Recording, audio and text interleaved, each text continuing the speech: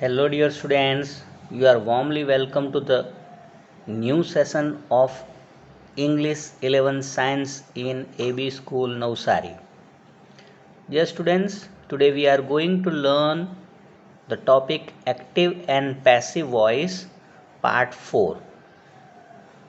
Before we start Part 4, let's revise the previous part of this topic Active and Passive Voice. Dear students, in the previous part we have seen about active and passive voice and discuss the question what is active voice and what is passive voice. When the subject is the doer of action, very important, doer of action, the verb is said to be active voice, right? And when the subject is recipient or receiver of the action, the verb is said to be the passive voice. In short, the subject is active in the sentence, the verb is said to be active voice, and if the subject is passive, means not active, the verb is said to be the passive voice. This is the definition or concept of the active and passive voice. Then we have seen the table, you know very well, the important table of active and passive voice. We have seen three main tense: present, past and future tense, and also discussed and studied thoroughly the various forms of these tenses: simple, continuous, perfect and perfect continuous, right? Simple present tense, we have seen all kind of sentence: affirmative, negative and interrogative. Then in past tense we have seen active and passive. Then in future, as far as this table is concerned, we have marked that there is no passive voice in perfect continuous tense, right? In present, past and in future tense there is no passive voice of these three forms, and one more, and that is future continuous tense, it has also no passive voice. So this table is very important to remember the various rules and regulations and techniques of active and passive voice. We have thoroughly studied and you must remember this table. Then we have studied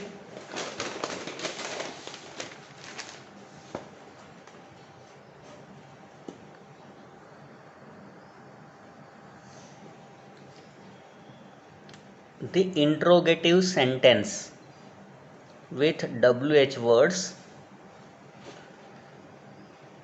The auxiliary verb do, does and did become am, is, are and was, were respectively, and have plus past participle becomes have, has or had been plus past participle in passive voice.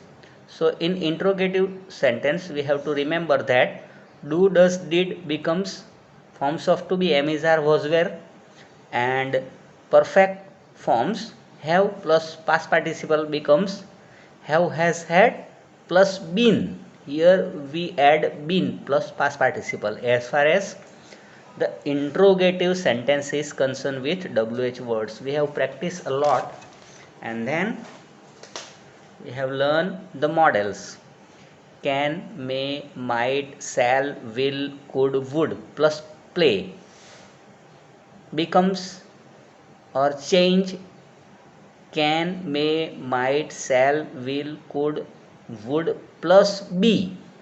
Here be is important, be plus played in passive voice, right? So be plus played, this is the change in passive voice as far as models is concerned. can plus be becomes can plus be plus past participle means played. Then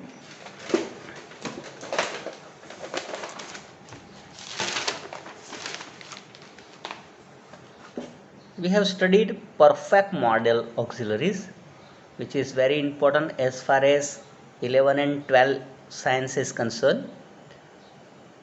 In active voice, could, would, should, must plus have. Perfect model auxiliary means it has also the forms of have, has. Have plus past participle V3 in active voice. It changes into could, would, should, must, might plus have plus been. Here been is important plus past participle in passive voice, right? So we have to add been as far as perfect modal auxiliary is concerned. Then gerund. Gerund means the verb with ing. How it becomes passive? So you have to remember that to play becomes to be played, right? To play becomes to be played in gerund means the verb with ing. Then perfect participle means having finished, like that. It becomes having been finished, so we have to add been here, right? In perfect participle, right? Then move on to be going to. How it becomes into passive? We have to put to be going to plus be. B is important plus v3, right? It means are going to, are going to or is going to becomes are going to be joined. Here join, to join becomes to be joined, so we add be plus past participle in to be going to, right? Then imperative sentence with order and command. As far as order and command is concerned, we start with let plus object plus be plus past participle, means close the app immediately. It becomes in passive like that, let the app be closed immediately. So it is imperative sentence with order and commands. There are some varieties also in imperative sentence. It is like that, as far as advice and request is concerned, please keep quiet. It becomes you are requested to keep quiet. As far as please is concerned, we can say that it is the sentence of request, so we used here you are requested. But if it is an advice, like that, lock the door at night, it is advice that you have to lock the door at night. It becomes like that, you are advised to lock the door at night, right? Here we use you are advised. Then the sentence start begins with let me take a selfie. It becomes like that, let a selfie be taken. Object plus be plus past participle by me, right? Okay, so these are the active and passive voice. We have revised all the topics. Now we move on to the exam oriented exercise. પરીક્ષામાં શું પૂછાય? જીવનમાં તો આપણે જોયું કે ભાઈ એક્ટિવનો પેસિવમાં કેવી રીતે ઉપયોગ થાય. તો દુકાન ઉપર બોર્ડ લગાવેલું હોય, અહીં પુસ્તકો મળે છે. શું મળે છે? પુસ્તકો. Books are available here, right? ત્યાં એવું નથી લખતા કે ભાઈ કોણ પુસ્તકો વેચે છે. શું વેચાય છે? પુસ્તકો, રાઈટ? અહીં આઈસ્ક્રીમનો ઓર્ડર લેવામાં આવે છે. Order is taken here. કોણ લે છે? That is not important, but what? An ice cream, right? So આ જીવનમાં આપણે જોયું એ બી સ્કૂલની અંદર સારું શિક્ષણ આપવામાં આવે છે. કોણ આપે છે? Not important, right? નવસારીના રસ્તા રોજ સાફ થાય છે. તો આ એક્ટિવ અને પેસિવ આપણે જીવનની સમજ મેળવી. હવે પરીક્ષામાં શું પૂછાશે તે ખાસ ધ્યાન રાખો. 11 અને 12નું ગ્રામરનું ફોર્મેટ સેમ છે. There is no difference in 11 and 12 in as far as grammar is concern. તો જે 11માં ફોર્મેટ છે તે જ 12માં ફોલો કરવું. એટલે જેવું 11માં ગ્રામર પૂછાશે તેવું જ 12માં. તો ભાઈ 11માં શું પૂછાશે? તો કે એક્ટિવનું પેસિવ કરવાનું આવશે તે આ રીતે આવશે. તમને you are given a paragraph and you are told that start like this.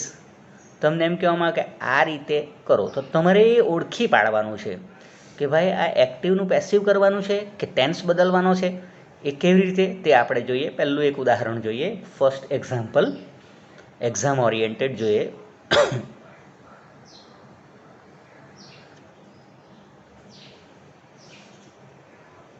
ચાલો, first of all it reads like that: he studies many subjects but he likes maths and science very much. He does not prefer English as his favorite subject. His teacher advises him not to do so. હવે અહીં આપણે જોઈએ કે he studies many subjects. Here he, the subject, is the doer of action, એટલે કે active વોઇસમાં sentence છે. હવે આપણને શું કહેવામાં આવે કે સ્ટાર્ટ લાઈક ધીસ, અને આટલું સેન્ટેન્સ પણ થોડું આપેલું હોય અને પછી ડોટ ડોટ આપી દીધેલો હોય અને પછી આપણે આગળ જવાબ લખવાનો છે. દાખલા તરીકે સ્ટાર્ટ લાઈક ધીસ અને પછી આટલું સેન્ટેન્સ આપેલું હોય. શું આપેલું હોય? મેની સબ્જેક્ટ્સ આર સ્ટડી, પછી ડોટ ડોટ આપેલું હોય.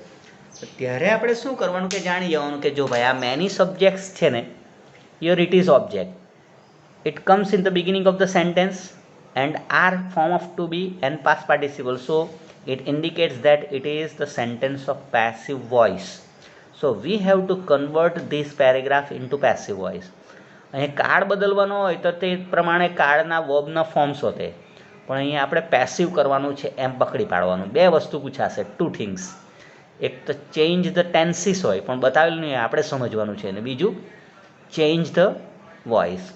અહીંયા આપણે વોઇસ ચેન્જ કરવાનો છે એમ ખબર પડી જાય, because here the object is important in this sentence. અને આ ટુ બી પ્લસ પાસ્ટ પાર્ટિસિપલ. હવે આપણે અહીંયા જોઈએ ત્યારે જો હી સ્ટડીઝ મેની સબ્જેક્ટ્સ. હવે અહીંયા ઓબ્જેક્ટને આગળ લઈ આવે એટલે many subjects are studied by him. He becomes object, so we use here objective case of he, right. પછી આગળ વાક્ય જોવાનું, but he likes maths and science very much, full stop. હવે એને શું ગમે છે? તો maths and science very much. તો maths and science are, અહીંયા કયો ટેન્સ છે? લાઇક્સ, એટલે present tense. Liked are liked by him very much, અથવા તો liked very much by him. અહીંયા વેરી મચ શું છે? તો કે એડવર્બ, એટલે વર્બ સાથે જોડાયેલું રહે તો ધેટ ઇઝ બેટર. ઓકે, તો અહીંયા આપણે જોઈએ ફરી પાછા, but maths and science are liked very much by him. બરાબર છે? અહીંયા બાય કરવાનું છે આપણે, બાય હિમ. નેક્સ્ટ સેન્ટેન્સ જોતા જવાનું, એક એક સેન્ટેન્સ પકડવાનું, ભલે પેરેગ્રાફમાં આપેલો હોય તો વાંધો નહીં, પણ એક સેન્ટેન્સ જોવાનું અને તેનું પેસિવ કરવાનું. હવે he does not prefer English as his favourite subject. He does not prefer, verb છે, વોટ? ઇંગ્લિશ. તો એ ઓબ્જેક્ટ તરીકે આપણે આગળ લઈ જવાનું, તો કે English present tense is not preferred with as his favourite subject by him. જો English is not preferred as his favourite subject by him. ચાલો, તો અહીંયા સુધી થઈ ગયું. નાવ થર્ડ, 3 અથવા તો 4 આપેલા હોય તો આપણે એ પ્રમાણે કરવાનું. His teacher advises him not to do so. અહીંયા subject his teacher, advises verb, him object, not to do so એ અધર વર્ડમાં લઈ લે. તો હિમ એ ઓબ્જેક્ટિવ કેસ, એ બિગિનિંગમાં આવે એટલે સબ્જેક્ટ જો બની જાય તો હી બની જશે. એટલે હી ઇઝ પ્રેઝન્ટ ટેન્સ છે, એડવાઇઝિસ, હી ઇઝ એડવાઇઝડ. બરાબર છે? Advise by his teacher not to do so, જેમનું તેમ મૂકી દેવાનું. ચાલો જોઈએ ત્યારે. Is advise not to do so એ આગળ પણ લાવી શકાય, કારણ કે વર્બ સાથે જોડાયેલું હોય એટલે. So bye his teacher. તો આ રીતે આપણે એક્ટિવનું પેસિવ કરવાનું છે.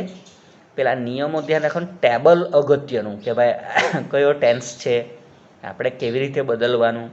થોડાક વાક્યોની પ્રેક્ટિસ કરી હવે પેરેગ્રાફ પર જવાનું. Now move on to the next, means second. In India we grow many varieties of mango, right. ચાલો હવે આપણે આ એક વાક્ય આપેલું છે પ્રેઝન્ટ ટેન્સમાં. હવે પ્રશ્ન શું છે? Start like this. હવે સ્ટાર્ટ લાઈક ધીસમાં તમને થોડું આપેલું હોય. શું આપેલું હોય? તો કે ભાઈ ઇન ઇન્ડિયા એ તો અધર વર્ડ છે. Many varieties of mango are grown, આટલું આપેલું હોય. તો આપણે શું જોવાનું છે કે ઇન ઇન્ડિયા પછી મેની વેરાયટીઝ ઓફ મેંગો, એ આગલા પેરેગ્રાફમાં જોઈએ તો many varieties of mango grow શું ઉગાડે છે? તો કે મેની વેરાયટી, એ ઓબ્જેક્ટ છે. એ ઓબ્જેક્ટ ક્યાં આવી ગયો? તો કે બિગિનિંગ સબ્જેક્ટના પ્લેસ પર. નોટ ઓનલી દેટ, પણ અહીંયા ટુ બીનું ફોર્મ વપરાઈ ગયું, જોયું. અને ગ્રોનું ગ્રોન થઈ ગયું, means past participle V3. So it is obviously the sentence of passive voice. એટલે આપણા મગજમાં તરત જ લાઇટ થવી જોઈએ કે ભાઈ we have to change in to passive voice, right.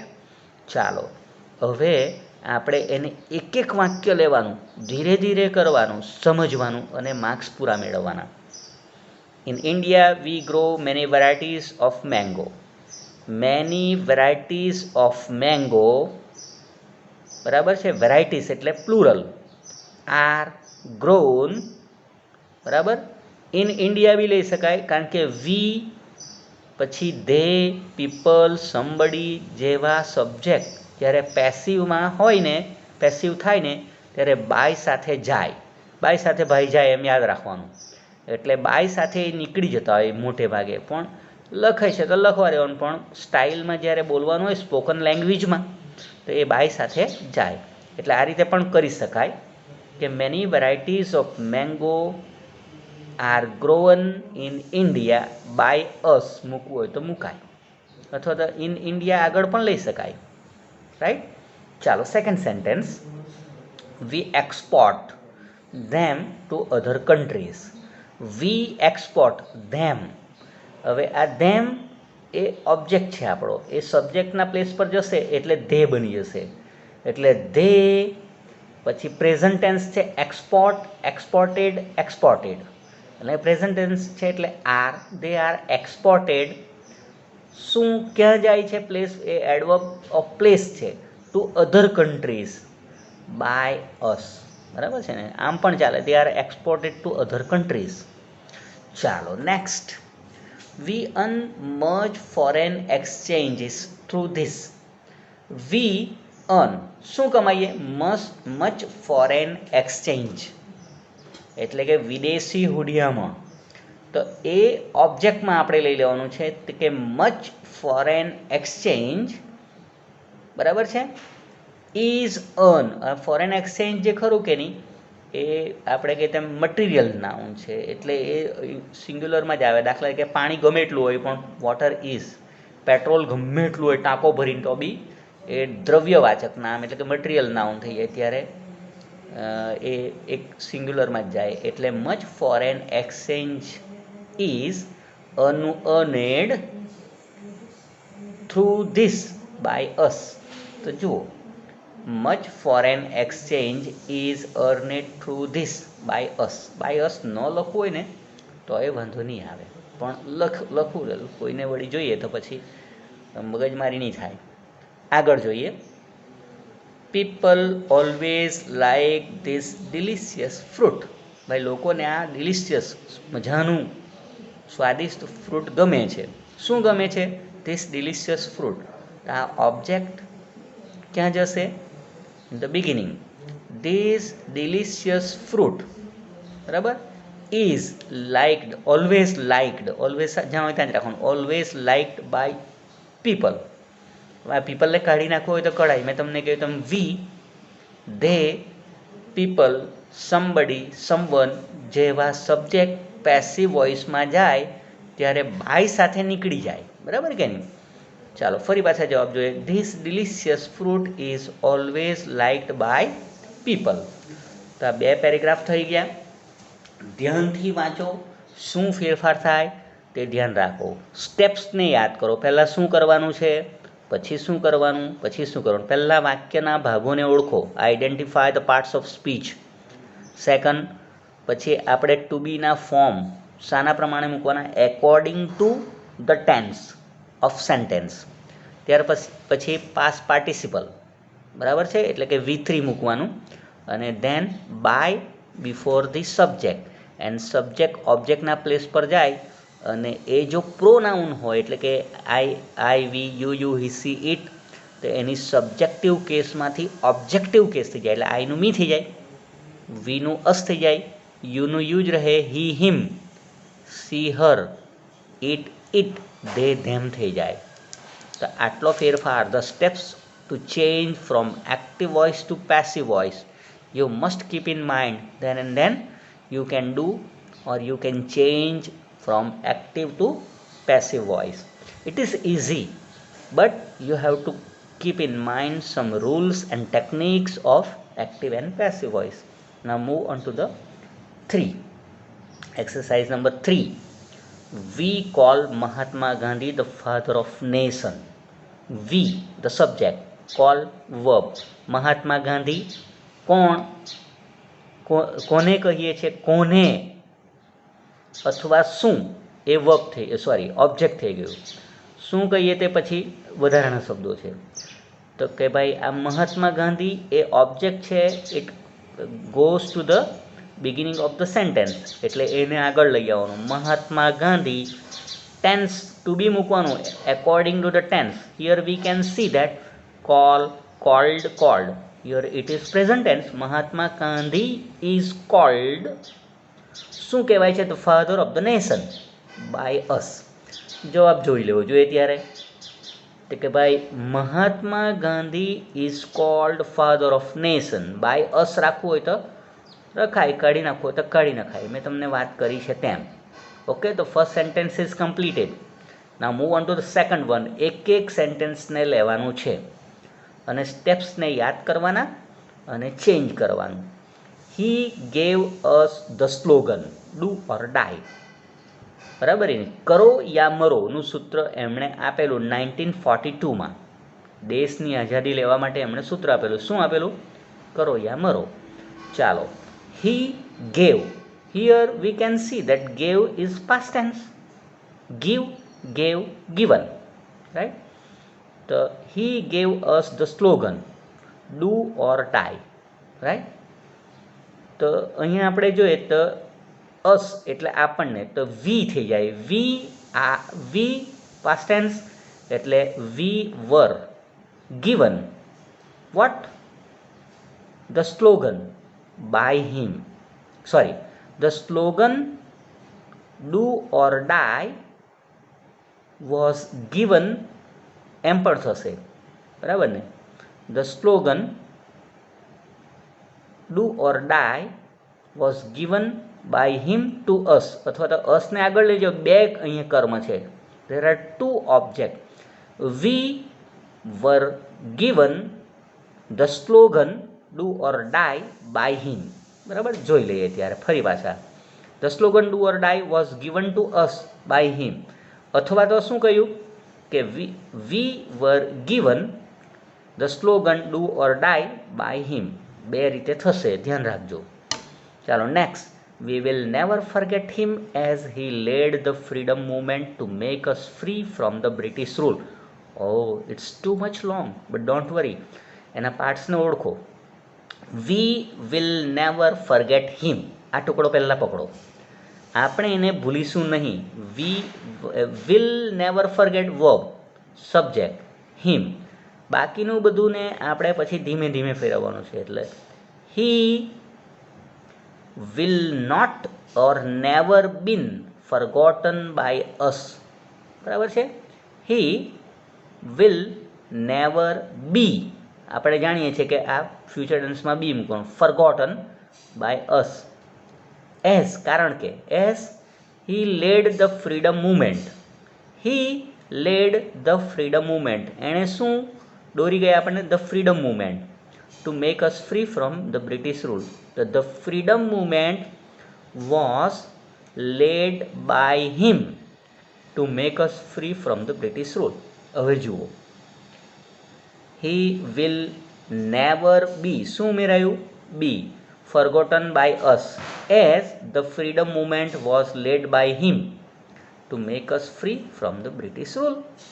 તો ધીમે ધીમે ટુકડા પાડીને કાળ જોતું જવાનું, ટેન્સ અને સ્ટેપ્સને યાદ કરવાના, સામે રાખવાના, થોડી પ્રેક્ટિસ કરવાની અને કરતા જવાનું. તો આ 3 જોયા. હવે 4 હું તમને પીડીએફ પણ મોકલાવીશ. આ 4થું અને 5મું, 4th and 5th you are given as a homework, right.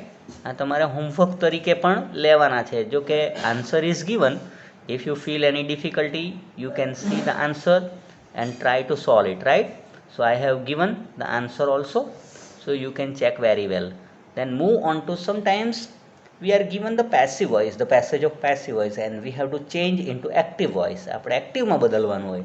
તો at that time what we have to do? જોઈએ તો ખરા, પ્રેક્ટિસ કરીએ. એક પેરેગ્રાફ લઈએ. Potatoes were grown in USA and Europe. બરાબર. શું?